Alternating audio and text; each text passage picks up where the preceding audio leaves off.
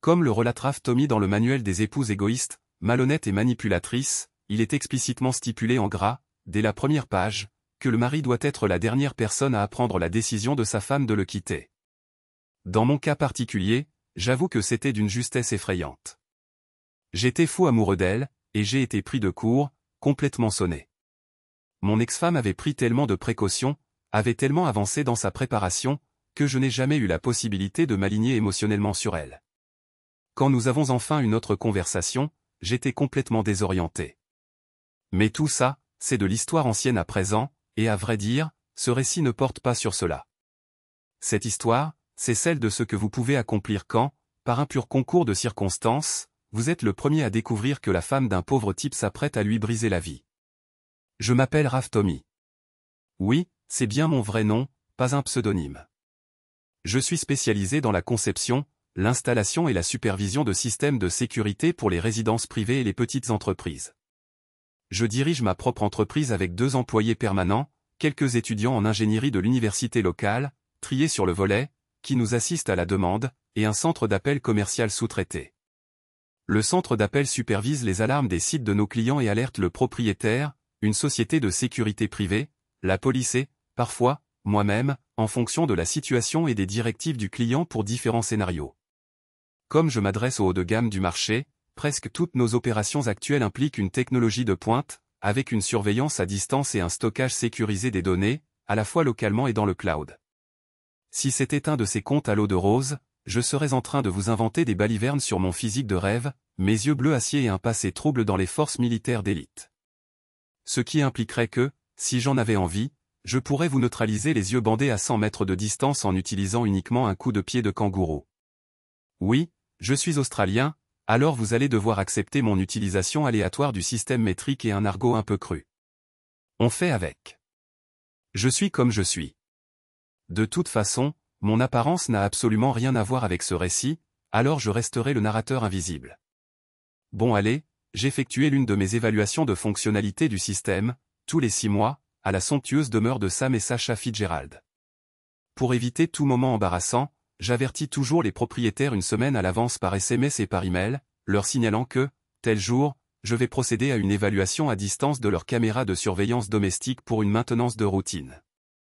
Malgré cette courtoisie, vous seriez surpris de certaines des scènes que je suis amené à observer pendant ces inspections. Des gens en train de consommer de la drogue ou de gambader nus. Ça arrive assez souvent. Parfois, ils sont même en train de se livrer à des activités intimes. Une fois, j'ai vérifié une caméra dans la salle des fêtes, et précisément à 11 h du matin, un jour de semaine, j'ai découvert que la caméra de surveillance grand angle avait capturé une orgie impliquant 17 couples, 6 trios et une jeune femme avec 5 hommes, tous simultanément sur une seule et même image. Malheureusement, on ne fabrique plus de caméras comme ça. Oui, je parle bien de la caméra, pas de la jeune femme. Si vous avez suffisamment d'argent, vous n'avez pas besoin de la chercher. C'est elle qui viendra vous chercher. Et votre portefeuille, bien sûr. Ouais, je suis plutôt blasé, mais j'ai environ 1,5 million de bonnes raisons de l'être. Alors, revenons à l'histoire. Ma première action a été de vérifier le contrôleur du système. J'ai examiné tous les journaux de maintenance et d'arrêt pour m'assurer que tout fonctionnait correctement, puis j'ai confirmé que toutes les caméras étaient correctement positionnées et opérationnelles. Vous seriez étonné de constater le nombre d'individus peu futés qui placent une plante en pot ou un objet décoratif directement devant une caméra de surveillance, puis se montrent sidérés quand je leur explique que ça obstrue la vue. Il n'y a pas besoin d'être fauché pour être stupide, c'est certain. Chez Sam et Sacha, j'ai observé que le système avait subi une réinitialisation complète la veille, effaçant tout l'historique des événements. J'ai rapidement examiné les images archivées. Leur installation reposait sur un stockage local sur site, et à première vue, tout semblait fonctionner correctement. Par conséquent, je l'ai signalé pour un examen plus approfondi et j'ai noté un rappel pour le revoir la semaine suivante, en prévoyant que nous aurions alors une semaine complète de données ininterrompues. Le vendredi suivant, j'ai réexaminé le système et j'ai découvert que l'historique avait été effacé une fois de plus, cette fois-ci le jeudi après-midi. C'était plutôt curieux, car tous les fichiers archivés restaient intacts. Généralement, quand les gens essaient de cacher quelque chose, ils suppriment simplement les enregistrements spécifiques qu'ils souhaitent dissimuler et laissent le reste intact. Compte tenu de la nature inhabituelle de cette situation, j'ai décidé d'examiner les fichiers de plus près. Ma première observation a concerné la vidéo de la veille, qui montrait une journée d'un soleil éclatant. Ce détail était frappant, car en réalité, la journée avait été majoritairement couverte et pluvieuse. Intrigué par cette incohérence, j'ai creusé davantage et j'ai découvert que, depuis 3 jeudis, le stockage suivait un cycle continu de 6 semaines. Les fichiers étaient des doublons. Les mêmes schémas météorologiques, Sam et Sacha quittant la maison à la même seconde près, et le même coursier livrant un paquet à la forme étrange à une heure identique. À ce moment-là, j'aurais pu contacter Sam. C'était notre client sous contrat et j'aurais pu l'interroger sur sa connaissance de la situation. Cependant, si quelqu'un avait violé son système de sécurité et le manipulait, ma responsabilité était de découvrir l'identité et le motif de cette personne. En réponse, j'ai ajusté leur système pour exécuter une sauvegarde en direct sur mes serveurs hors site sécurisés pour les 7 jours à venir et j'ai ajouté une nouvelle alerte pour examiner le tout le vendredi suivant. Ce qui avait initialement semblé être une inspection de système standard se transformait en un effort bien plus conséquent que prévu. Mais nous accordons une grande importance à la sécurité de nos clients. Ce vendredi-là, je me suis reconnecté au système et j'ai constaté que les données avaient de nouveau été effacées. Les fichiers du jeudi avaient encore une fois été remplacés par les mêmes enregistrements. C'était incroyablement étrange. J'ai accédé aux images brutes conservées sur mon serveur et j'ai rembobiné jusqu'au moment de la réinitialisation. Nous nous assurons toujours que le contrôleur de sécurité reste visible par au moins une caméra. Là, j'ai vu Sacha accéder au système et effectuer des modifications. Habituellement, cela aurait mis fin à l'affaire. Si un client souhaite bricoler son propre système, il est tout à fait en droit de le faire. Cependant, le propriétaire du compte était samedi. Selon les registres officiels, personne d'autre n'était autorisé à modifier le système.